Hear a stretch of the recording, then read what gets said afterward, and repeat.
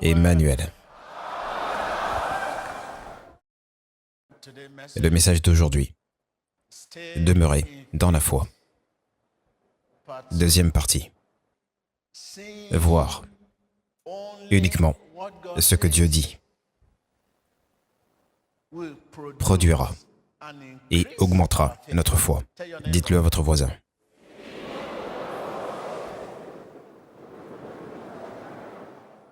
Êtes-vous prêt à voir uniquement ce que Dieu dit? Ceux qui sont sous l'influence de ce programme, je vous salue, Emmanuel. Si le Seigneur est avec nous, où que vous soyez dans le monde entier, peu importe la situation dans laquelle vous vous trouvez, peu importe la situation que vous traversez, si Dieu est avec vous, il vous réconfortera. Merci Seigneur. Notre lecture sera tirée du livre des Romains 5. Et je commencerai ma lecture au verset 1. Étant donc justifiés par la foi, nous avons la paix avec Dieu par notre Seigneur Jésus-Christ. Verset 2. À qui nous devons d'avoir eu, par la foi, accès à cette grâce dans laquelle nous demeurons fermes. C'est-à-dire que je suis un produit de la grâce. Dites-le à votre voisin, tel qu'il est utilisé ici. Et nous savons tous que le mot grâce est le contraire du mérite. Après que vous avez fait tout ce qui était possible, vous devez encore le remettre à Dieu.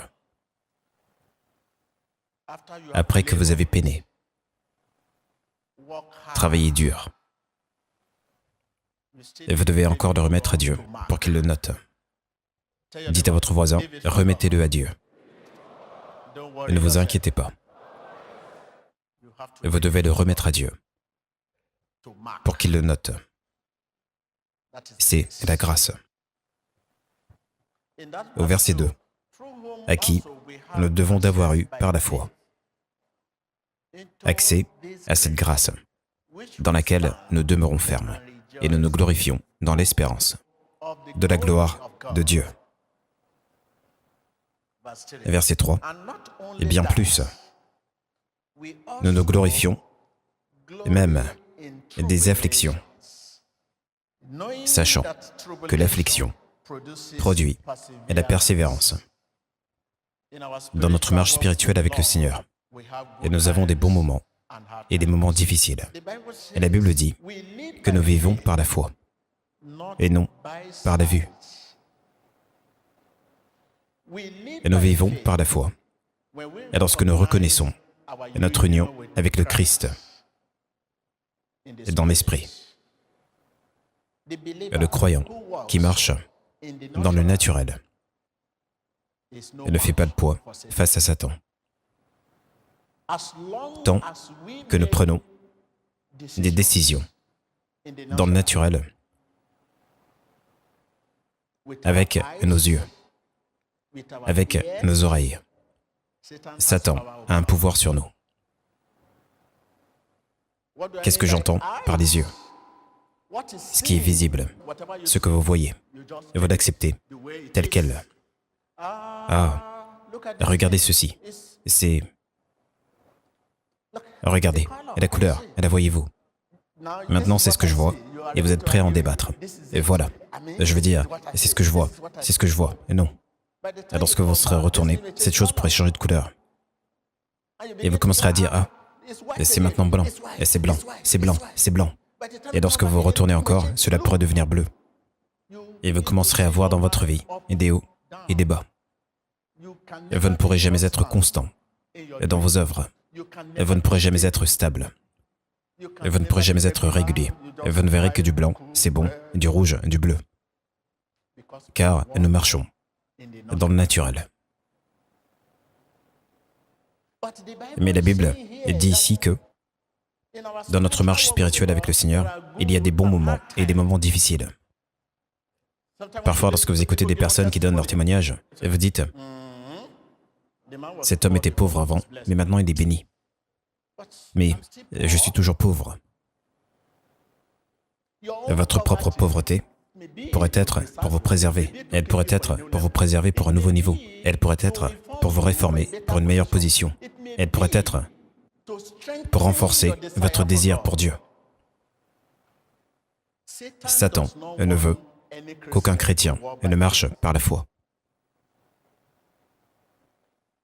mais plutôt par la vue. Satan ne veut absolument pas qu'un chrétien mène une vie de foi, car il sait que si vous menez une vie de foi, vous l'exposerez et vous le couvrirez de honte. Et vous saurez qu'il n'est rien. Mais quand vous ne marchez pas dans une vie de foi, vous commencez à voir Satan comme s'il était quelqu'un. C'est un non-sens. Ceux qui marchent dans le naturel, savez-vous comment il est pris? Vous pouvez facilement reconnaître ceux qui marchent dans le naturel. S'ils doivent consacrer 2 heures à prier, ils emploieront 1h30 à réprimander Satan. Et dans tout ce qu'ils disent, Satan, je le passe au bulldozer. Qu'avez-vous à faire avec Satan? Et laissez Satan. Ignorez Satan. Il n'est rien.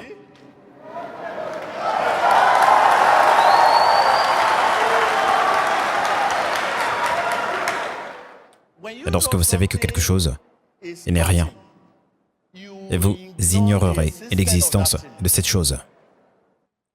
Revendiquez les promesses. Elle n'est pas de la foi. Je revendique les promesses. Et je me tiens sur les promesses. Au nom de Jésus, elle n'est pas de la foi. Tant que vous essayez de l'obtenir. Et la foi, elle n'a pas agi. Dites à votre voisin, tant que vous essayez de l'obtenir. Et la foi, elle n'a pas agi. Et la foi, elle n'est pas arrivée. Et nous vivons par la foi. Et lorsque nous reconnaissons notre union avec le Christ dans l'Esprit, tant que nous portons un jugement basé, prenez note de cela, basé sur ce qui est visible, basé sur ce que nous avons lu. Satan a un pouvoir sur nous. Aucun d'entre nous ici n'a le moindre pouvoir dans le monde physique. Il n'y a pas assez de force physique pour arrêter Satan. Pas assez de force mentale pour arrêter Satan. Et la seule force qui peut l'arrêter est Dieu Tout-Puissant. Et nous marchons par la foi et non par la vue. Au contraire, nous marchons par la vue. Et lorsque nous accordons toute notre attention au monde physique,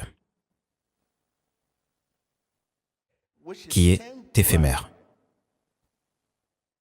une chose est importante dans la confession de la foi. La parole de Dieu doit en être le fondement. Et votre confession vous emprisonne ou vous affranchit. Dites à votre voisin, ma confession m'emprisonne ou m'affranchit. Et votre confession vous bénit ou vous maintient dans la pauvreté. Et votre confession vous guérit ou vous maintient dans la maladie. C'est ce que je veux dire par votre confession vous emprisonne ou vous affranchit. Dites à votre voisin, ma confession me guérit ou me maintient dans la maladie. Ma confession me bénit ou me maintient dans la pauvreté.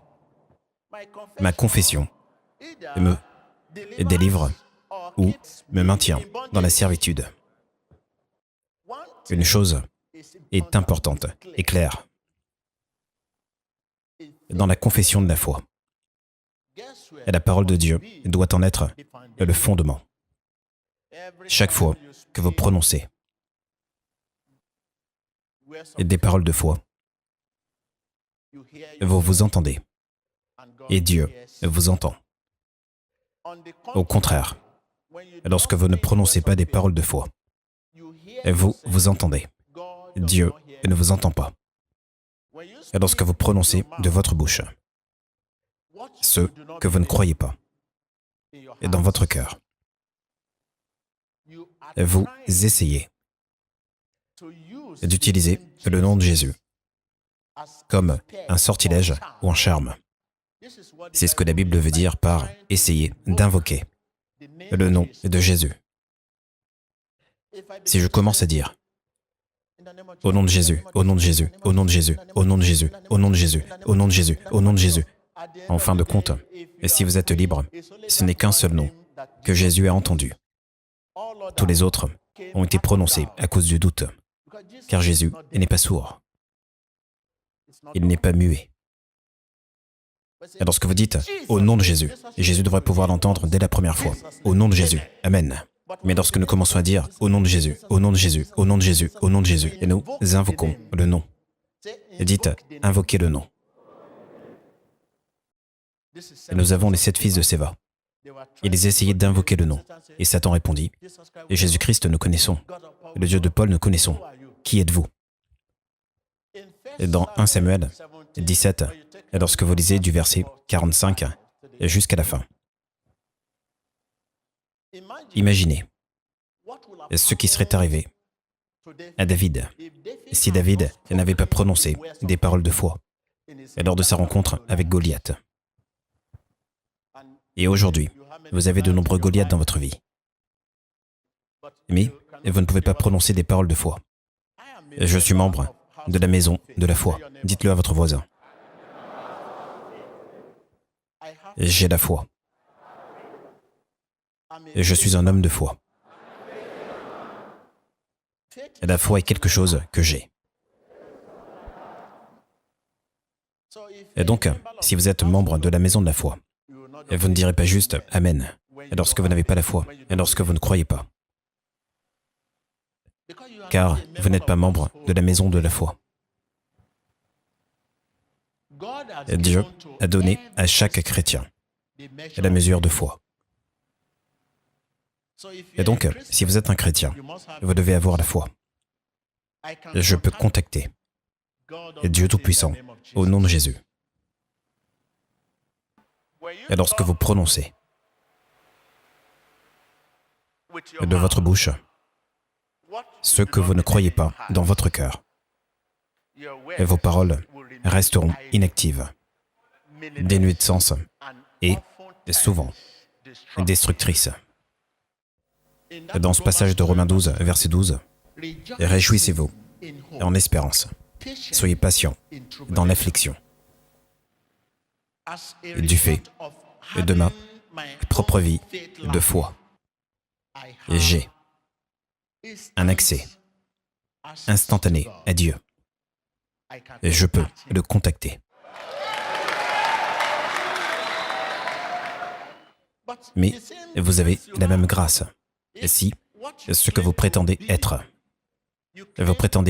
un chrétien, et vous dites que vous êtes un chrétien, si vous êtes véritablement un chrétien, vous avez la même grâce.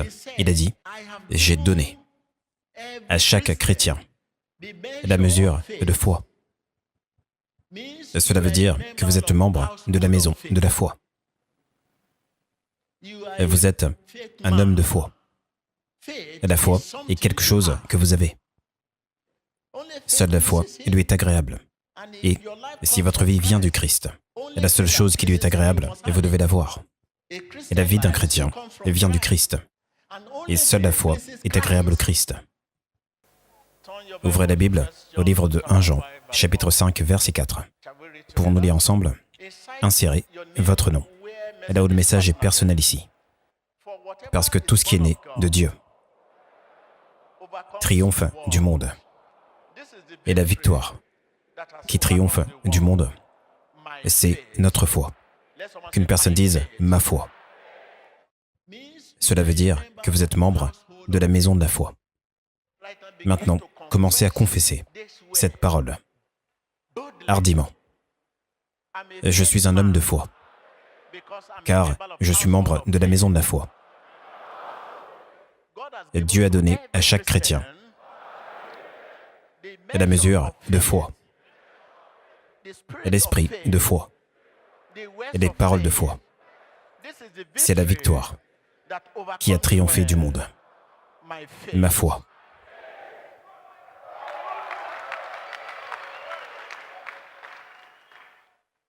Une fois que vous croyez cela, et non seulement vous le confessez de votre bouche, mais vous le croyez dans votre cœur, et vous pouvez contacter Dieu. Et vous avez un accès instantané à Dieu. Et vous pouvez le contacter immédiatement. Allô? Allô? Oui. Oui, Seigneur. Oui, Seigneur. Merci, Seigneur. Merci pour ce que tu as fait hier. Merci, merci.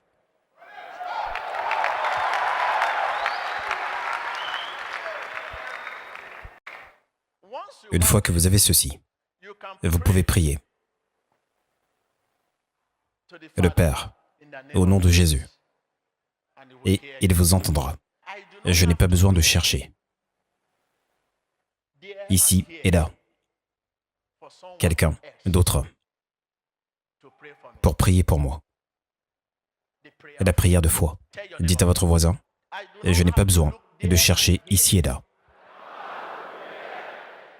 Quelqu'un d'autre pour prier pour moi. La prière de foi, car je suis membre de la maison de la foi.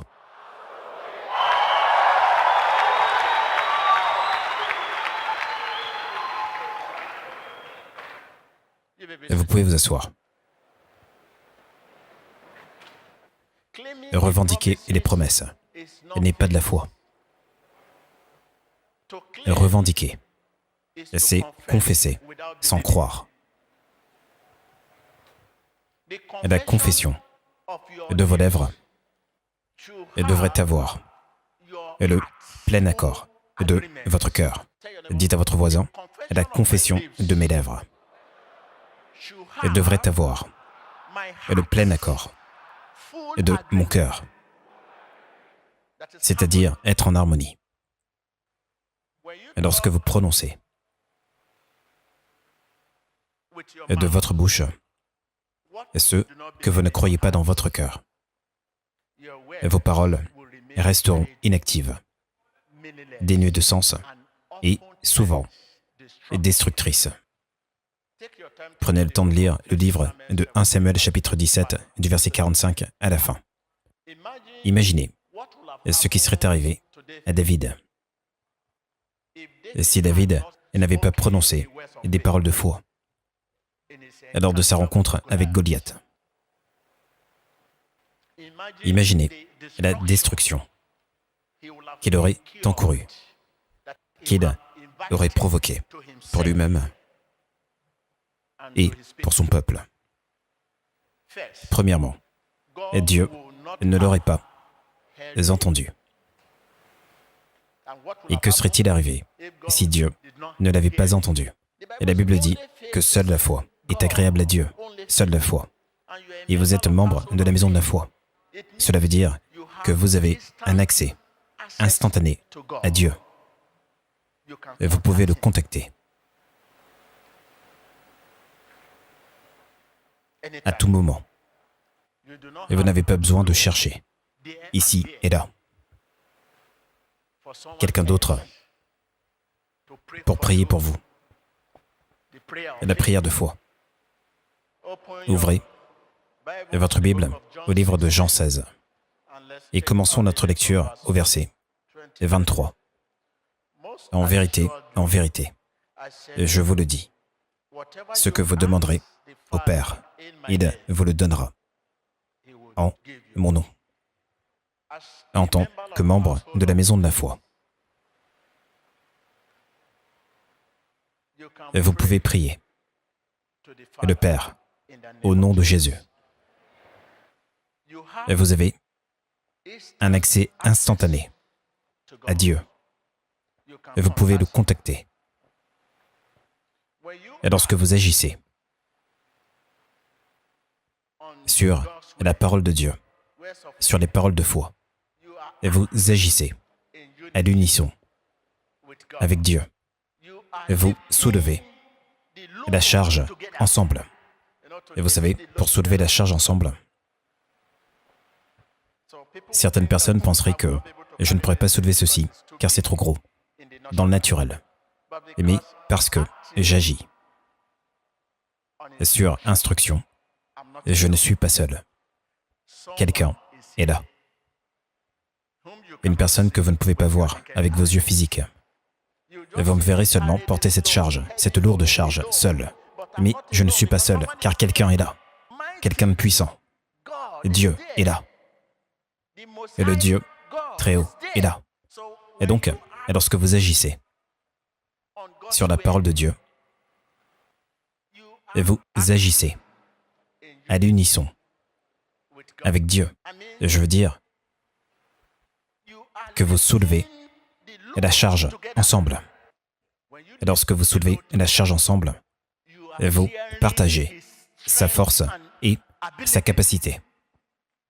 Dites à votre voisin, si vous êtes membre de la maison de la foi, et vous agissez selon sa volonté, et vous agissez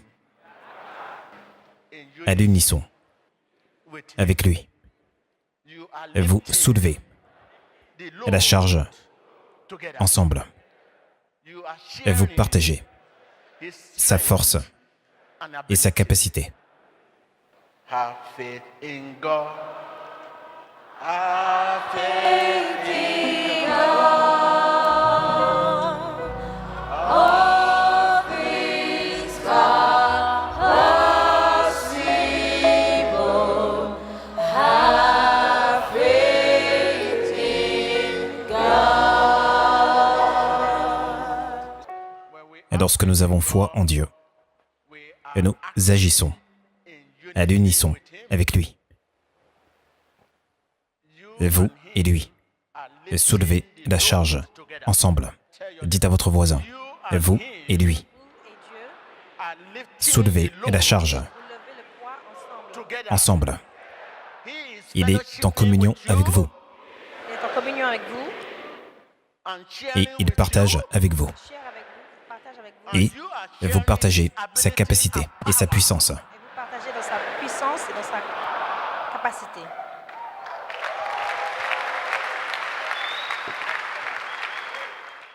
Dites à votre voisin, je sais où j'appartiens.